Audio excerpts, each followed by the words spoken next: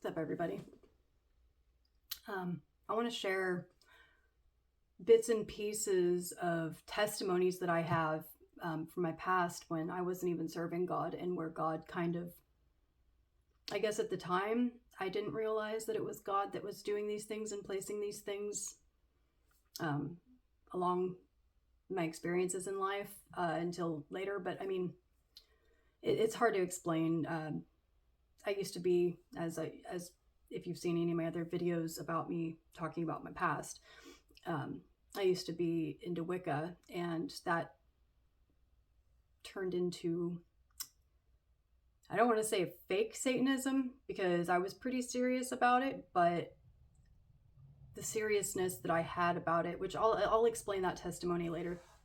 But anyways, when I was 19, and I was 20 years old, I was leaving Washington to go down to California to go live with somebody I thought was my friend and try to, I guess, start my life there. I was just kind of running out of options, and I just wanted to go somewhere where I could start fresh. So I took pretty much everything I could fit in my backpack that was important to me, and I had another friend help me buy a Greyhound bus ticket to Sacramento, California. But I needed to be in Oakland, but I had no idea how far away Sacramento was from Oakland. So unfortunately, I jumped on the bus and told my friend, I'm going to Sacramento. And he's like, well, that's really far away from Oakland. And I was like, oh, well, whatever. I'll get a taxi or something. Like I said, I had no idea how far it was. And when the Greyhound bus finally got to the Sacramento station, where I didn't have the ability to go anywhere else, I don't think the friend that I had was taking me really seriously. I thought he thought I was joking, but I told him, I was like, I'm here, come pick me up. And he's like, what are you talking about? I can't, you're so far away. I don't have any way to come pick you up. And I was like, well, crap. And I had, visited with a couple of people on the Greyhound bus, and they knew my predicament. They knew I was freaking out scared, because I was going to be stranded at 5 o'clock in the morning at a Greyhound bus station in Sacramento with no money, nowhere to go, nothing. I'm all decked out in my goth stuff. I probably look like a homeless emo goth kid or something. But I was exhausted, and, I know I was really worried. I was really scared about it all. And this guy that I was sitting next to, he ended up going around and telling everybody. He stood up and he's like, hey, everybody, can I get your attention? This lady here, I can't remember exactly the words he said, but basically he was telling everybody that I was supposed to be in Oakland, not here. I screwed up on my ticket, and I spent all my money on my ticket, and I have no money to make it. Can anybody just, give an offering, a donation of a couple bucks so we can get me to Oakland? Nobody said anything. And I started crap, I'm screwed. I'm stranded here. I don't know anybody here. I don't know what I'm going to do. And those people were getting on a transfer bus to go somewhere else. So even the people that I knew on the bus that I really didn't even know, they weren't staying there. So, that I was like, what am I supposed to do? I was trying to figure out who I could call. Anybody could send me money. I knew none of my family could send me money. So I was I was scared.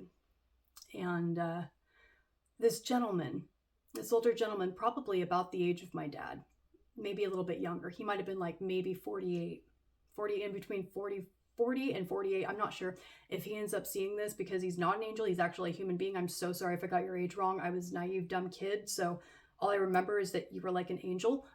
So anyways, this gentleman came up very quietly, very hushed, and he said, I want to help you. And I was like, oh, thank you so much. I really appreciate it. And he handed me $100. It's like, oh my gosh, sir, is there any way I can get your information so I can pay you back? I will pay back every time. He's like, no, just keep it. Just put it away. Put it in your pocket. I don't want anything from you. You get home, you get to where you need to go, and then you pay it forward when you can. And then you left. And I used the money to get a transfer bus ticket to go to Oakland, and I had money left over to eat off of for a couple of days. And yeah, that was definitely, just thinking about it, it was one of the, I want to say, the scariest moments of my life up until then, because I was hundreds and hundreds of miles away from anybody I knew. And I was already in an unsafe situation, but I was so naive and so young that I just didn't care. I was so, I don't want to say ignorant, but yeah, I was just ignorant. I was ignorant of the world, and I thought that I was so hardcore and I could challenge anything, and just like this little girl came out of me, just scared out of my mind. And it's like this guy saw it. He didn't tell me he praised Jesus. He just told me to pay it forward. And still to this day, I'm not sure if that guy was an angel or if he was an actual human being that was just a really good human being, because I've never had anybody do that for me before or since. Like, that is, you know, I've had people do some pretty neat stuff for me that I still think they're possibly angels or just really good people. But that is like for a complete stranger to come up and not expect something from a young 20-year-old woman. You know, usually when an older guy comes up and hands you money, it's because he wants something inappropriate from you. And this guy, you know, he didn't want anything inappropriate from me. He just wanted to make sure I got home. He just wanted to make sure I got to where I needed to go.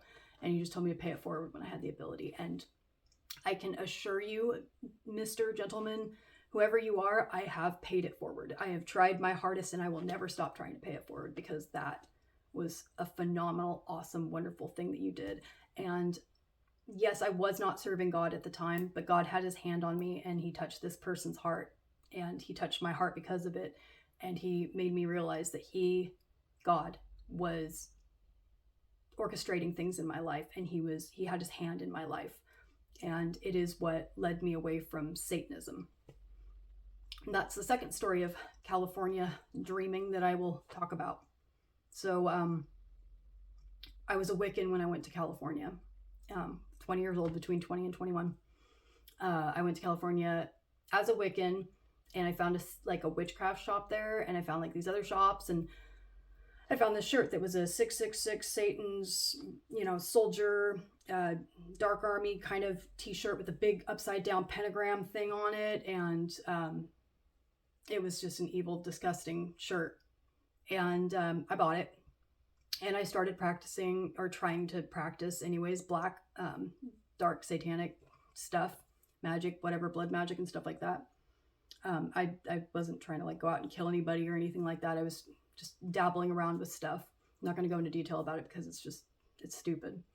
I was listening to the satanic, you know, death metal music and all that other crap like that. And just being really, really, trying to be a Satanist, I guess.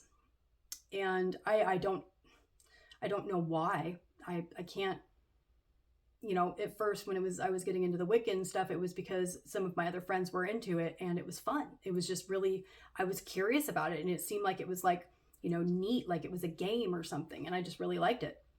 And then I started getting into Satanist stuff because bitterness and angerness started growing in me from a long time ago, I'm thinking. And later on, I found out why. And it was first made real to me, and I realized it when I was working in this cafe in the building that I was renting an apartment in. The owner, she had a cafe downstairs, and it was right next to a BART station. And I'm not going to go into detail about that because, you know, I don't want people knowing where I was or anything like that. But I'm pretty sure everybody will know, you know, there's only, if you're local in Oakland, you'll know there's like this cafe and a Subway and this like hair place next to a BART station. So really close to a BART station. Anyways, there's a bus station right off Telegraph there that releases people, and they go to the BART. And I was outside smoking a cigarette because it was my cigarette break as far as I was concerned. I was managing this cafe, or running this cafe, you know, basically just a waitress and a barista in this cafe. And I was outside smoking a cigarette, wearing my 666 Satan shirt with the pentagram, and my pentagram necklace, and my black fingernail polish, and my big spikes, and, you know, looking like I do facially, just like this, but just like all spiky and just, really, really satanic looking, in clothing. And this gentleman, he came up to me. It wasn't even, he couldn't have been more than 19 years old, maybe 21 at the oldest. And again, if you're a real human being and not an angel, like I think you might be, I'm sorry if I get your age wrong. I don't know. I'm bad at guessing people's ages.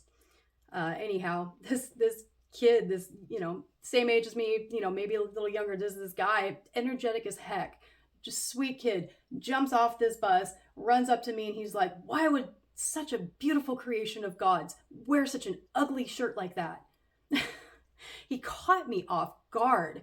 And, I usually, to protect myself from people like insulting me or whatever, I would just like kind of growl at them or bark at them, or not literally like a dog, but just, like, I'd have something smart alecky and snarky and snotty and disrespectful to say. But for some reason, all my walls dropped when this guy came asking me this question the way he asked it. I don't know if it was the way he asked it. I don't know if it was because he was an angel. I don't know if it was just because I felt like being super honest that day, but I think it had something to do with the anointing of God, because all of a sudden I told him things that I never even wanted to admit to myself. And I answered his question. And after I heard what came out of my mouth, it's like, oh, well, that makes sense. And this is stupid. Why am I doing this? I told him the reason I don't believe in all this stuff. The reason I'm wearing it is to push people away because I'm terrified of being hurt. I'm so terrified of somebody attacking me, raping me, dragging me off somewhere, killing me, whatever. I was terrified because I didn't know anybody there except for the one person I barely knew that I was living with. And I was in this like gang-ridden town, and I was, just kind of a country bumpkin farm girl, and I had no defense. I had no way to defend myself. I had no way to let people know from a distance that I wasn't an easy target, and I didn't want to be labeled a target. They say a lot about, pretty young blonde girls out there getting hurt, and I just wanted people to be afraid of me. I wanted people to be like, yeah, we're not going to jump her. We're not going to take her. We're not going to do anything with her because she'll, stab us to death with her bracelet. I wanted people to think I was psychotic. And I shared all this with him while I'm sitting there smoking my cigarette, while he's like waiting for the BART to show up so he can go jump on the BART, I guess. So it was like a 5, maybe 10-minute long conversation, and all this stuff poured out. And he just listened, and I don't remember him challenging me anymore. I don't remember him thinking I was weird. I told him that I grew up in church, and, I was actually kind of church hurt. I think he even apologized for that. He's like, well, God's got you. And he went off to his bus, and I told him, thank you. He's like, I'm going to be praying for you. And, God's got his hand on you. I can see it. I can tell. And I was like, well, thank you. I appreciate that. And he went off, and I went back to work. Was that an angel, or was that some Jesus-loving person that just came to wreck my lie? I'm glad he wrecked my lie. I'm really glad that God used those two people. One didn't say anything about being a Christian, but did a Christian thing. And the other one obviously was a Christian because he was talking about Jesus, talking about God.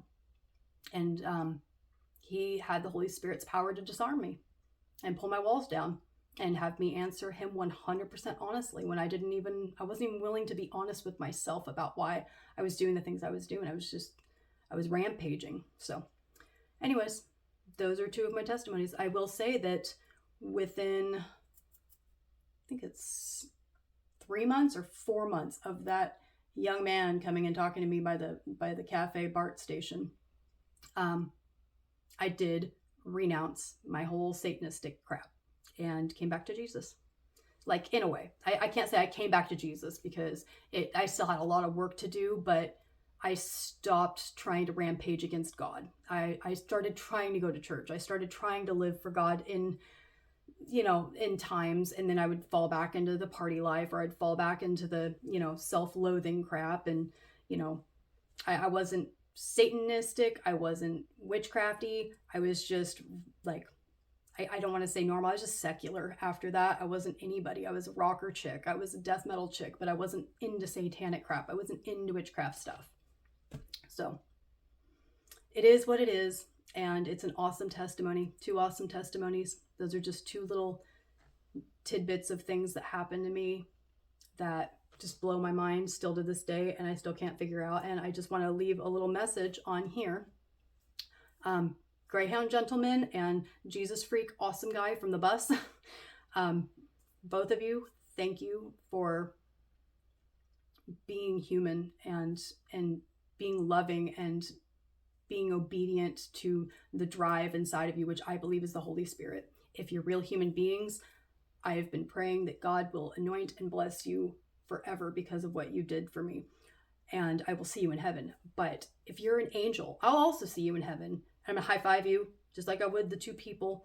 If, you know, I saw them in heaven, I'd high five them too. But that was like awesome. Entertaining angels kind of stuff. Like, I don't know. It just, I don't know what else to say. It's just awesome. And I'm blessed. I am blessed to tears about these things. And yeah, I'm 36 years old now. And this was many, many years ago, but I still remember it, like every detail of it. And I'm surprised I have not shared that. And so I wanted to share it. I hope that is encouraging, and I hope it blesses somebody. And yeah, be kind to people. It definitely changes the trajectory of their lives. God uses everything. So God bless.